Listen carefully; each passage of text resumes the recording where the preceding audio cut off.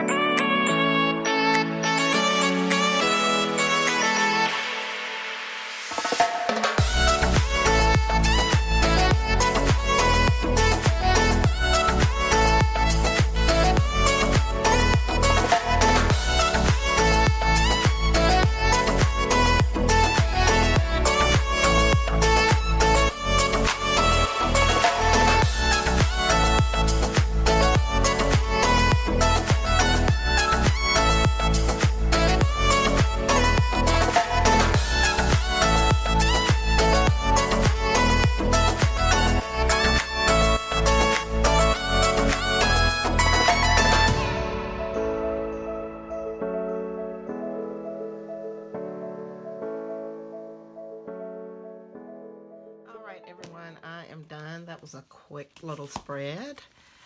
So let's see what it looks like on the disc.